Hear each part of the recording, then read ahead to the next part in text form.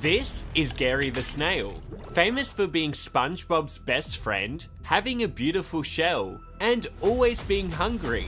But while Gary might seem like another pet living in Bikini Bottom, he's actually hiding a very dark secret. I'm about to prove that Gary is really the prince of an alien snail planet and was sent to Bikini Bottom to destroy and take over the city using an army of intergalactic snails. When you're done watching this video, you're never going to see Gary the same way ever again. This is the truth about Gary. Now, to start off this theory, we first have to establish who the show creators want us to believe Gary is. Gary, whose full name is actually Gerald Wilson Jr., is SpongeBob's pet snail. Steven Hillenburg, the creator of SpongeBob, originally planned for Gary to be just a joke in the background of the show. He wasn't even going to be SpongeBob's only pet, sharing the spotlight with a singing clam called Shelly. However, early test screenings for the show revealed that audiences really liked Gary and thought that he was an underrated character, so the show's writers decided to incorporate him more into the world of SpongeBob. As a result, Gary debuted in SpongeBob's first ever episode titled Help Wanted. Today's the big day, Gary. While he isn't on screen for long, Gary is shown to be nothing more than a simple snail who keeps SpongeBob company in his pineapple. I mean, the strangest thing he does is meow like a cat. But beyond that, he's nothing more than SpongeBob's pet. Or is he? While the first episode does not give us many clues about Gary's real identity, it doesn't take long in the show before we start to see Gary doing some very interesting things. In Season 1, Episode 4, titled Boating School, we see SpongeBob attempt to do his driver's test. Floor it? No, don't floor it! Okay, floor it! No! But after failing, he goes home and cries in his bed and talks to Gary about how he feels. I'm tired of failing that boating test. I've already taken it 37 times. Meow. And while the two of them are having a conversation, the animators of the show decide to give Gary some boots in one of the shots randomly. But then they suddenly disappear moments later. A bit suspicious considering Gary doesn't have any legs. Later in the episode, we see Gary riding a unicycle with pedals that are very hard to reach for his tiny body. Another small but strange moment, considering, once again, he doesn't have any legs. While these two moments could easily be shrugged off as just a quick gag by the show creators, I believe this is actually the first time we get to see a glimpse of who Gary really is, and things only get crazier from here.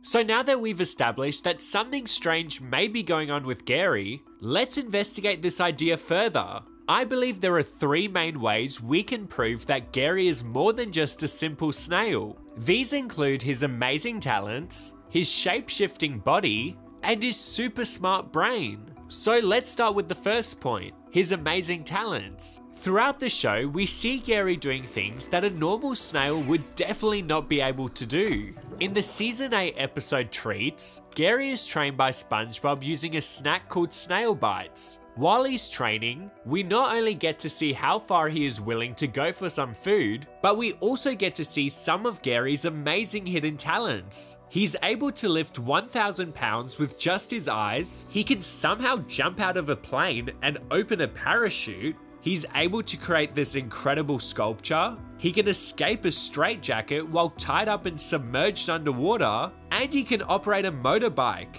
jumping over a bunch of school buses and through a fiery ring. Now, I don't know about you, but if my pet did that, I'd be more than impressed. But you could argue that this is just a once-off in the show, and that it doesn't really prove that he has amazing talents throughout the show, which is fair. So here are some more quick examples. In the Season 3 episode Rockabye Bivalve, Gary is shown riding on a skateboard. In the Season 12 episode Pineapple RV, we see him driving a bus, which SpongeBob and Patrick seem totally fine with.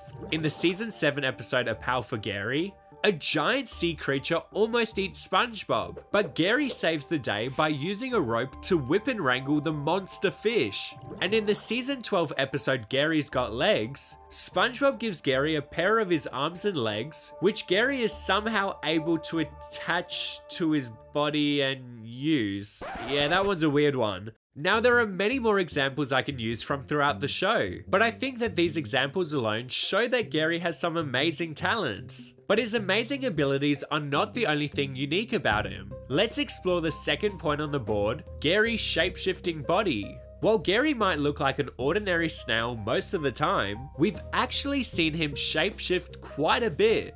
For example, in the season 4 episode Have You Seen This Snail? When Gary goes to eat his food, out of nowhere, he grows 2 pairs of arms. Since when did Gary have arms? But another thing about Gary that always changes is what's under his shell. Whenever we see Gary without his shell, he usually just has a flat body. But sometimes he's got a bump where his shell is meant to be. Sometimes he's got a record player. Sometimes he's an actual machine. While other times... Okay, you get what I'm saying. Now, my third and final point is that Gary is super smart. The most obvious example is in the season 1 episode Sleepy Time. In the episode, SpongeBob decides to visit the dreams of his friends like Patrick, Mr. Krabs and Squidward, eventually making his way over to Gary. He's transported into a huge library filled with books. Walking around, he bumps into Gary, who appears as a human-snail hybrid dressed in a purple cloak. SpongeBob? Gary? How dare you invade the sanctity of my dreams? Gary! This version of Gary is very smart and gives SpongeBob some wisdom about his dreams. Dreams have been thought of as windows to another realm. Let me not mar that perfect dream by an oral stain, but so adjust my daily night that it may come again. Emily Dickinson wrote that. Who? While this is only a dream, I think that, like real-life dreams, it does reflect Gary to some extent. While I don't believe Gary is secretly a human-snail hybrid, I do think Gary is quite smart, or else he wouldn't be able to be so wise in his dreams. In the episode Hello Bikini Bottom, we get another hint that Gary might be pretty smart when SpongeBob says this. Don't cry, Mr. Krabs. Here, you can have the money from Gary's college fund. Gary must be pretty smart if SpongeBob thinks he's going to college. So we finally made it through our list. We can be confident that Gary is more than just a simple snail, due to his amazing talents, shape-shifting body, and super smart brain. But there is one more thing I have to tell you about Gary. And once you know this, you'll never look at Gary the same way ever again. Gary's family and childhood has always been a bit of a mystery within the show.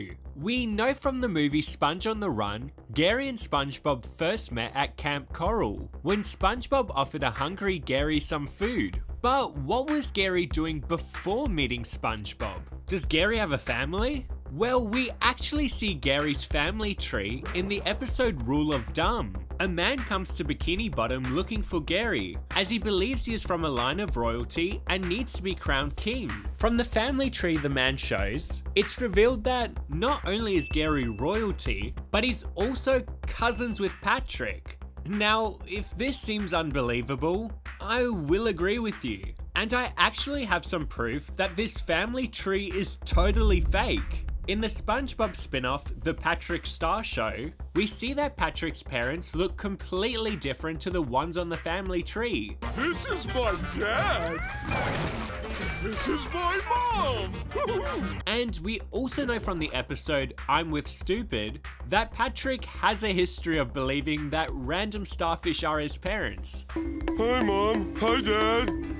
Son, you recognized us this time. Oh, that's right, honey. We don't have a son. Oh, yeah. So while the whole family tree can be tossed out, I do actually believe that there is some truth that Gary is royalty. Here's where things start to get crazy. The original story for the Sponge on the Run movie was meant to reveal that Gary is actually from an alien planet light years away, where snails all live in harmony. The planet was ruled by a king and queen who happened to be Gary's mum and dad, making Gary the prince of this alien planet. One day, the planet was attacked by an army of intergalactic cats looking to destroy the snail species. This forced Gary's mum and dad to put their little prince into an escape pod and shoot him off into space. Gary would eventually arrive at Earth, where he would land in Bikini Bottom, an underwater paradise that no cat would ever be able to get to, because, as we know, cats hate water. And after crash landing, starving for food, and having nowhere to live, he would find SpongeBob one fateful day at Camp Coral, and they would become best friends. But if you thought Gary's backstory was crazy, wait until I tell you about his plans to destroy and take over Bikini Bottom. Hold on, because this theory is far from over. So now that we know Gary is a prince from an alien snail planet, we need to ask the question, what happened to the snails on his home planet? Did they all become cat food once the cats took over?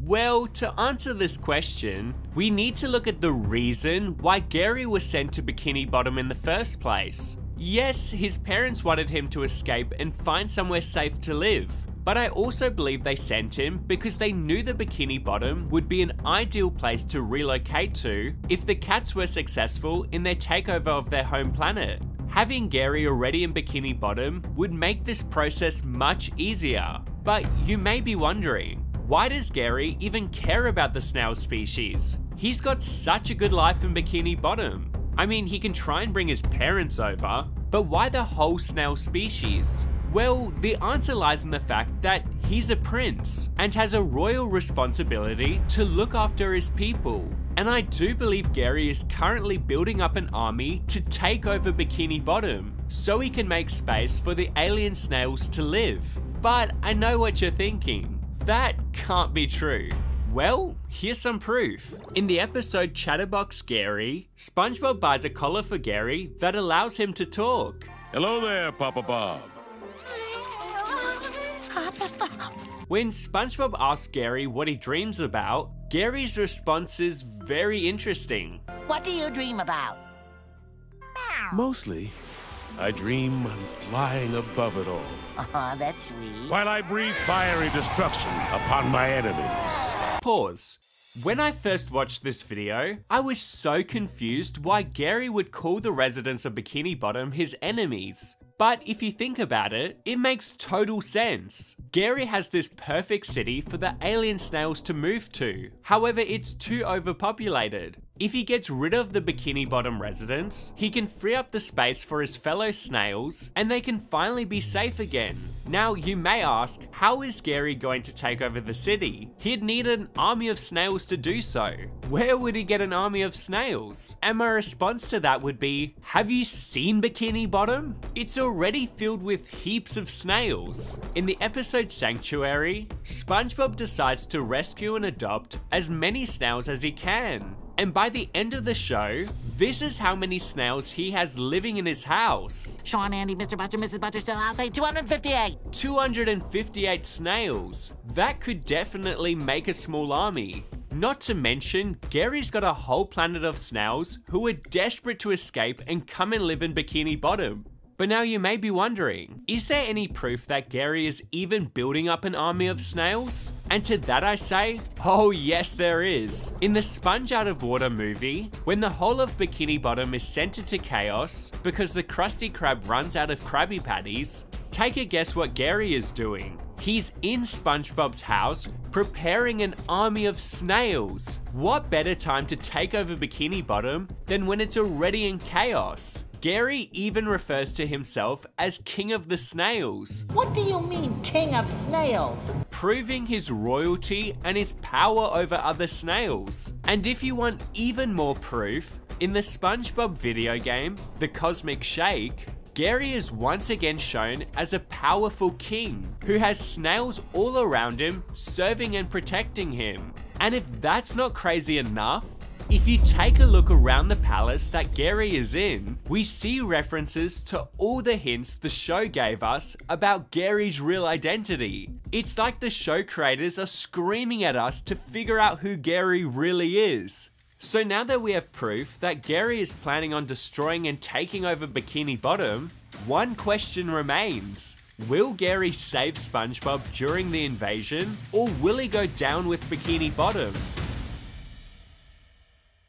So now that we know Gary's plans to destroy and take over Bikini Bottom, how does SpongeBob fit into all of this? I mean, he is a citizen of Bikini Bottom. No Bikini Bottom would equal no SpongeBob, right? Well, not quite. SpongeBob has been there for Gary since he arrived in Bikini Bottom, so I believe he'd want to save SpongeBob. The only problem is when the invasion starts and all the snails are given the instruction to destroy everyone living in the city, Gary wouldn't be able to guarantee that SpongeBob wouldn't get hurt. As a result, I think Gary has developed a genius way to protect SpongeBob and anyone else he would want to save by turning them into snails. And we've actually seen this happen in the show.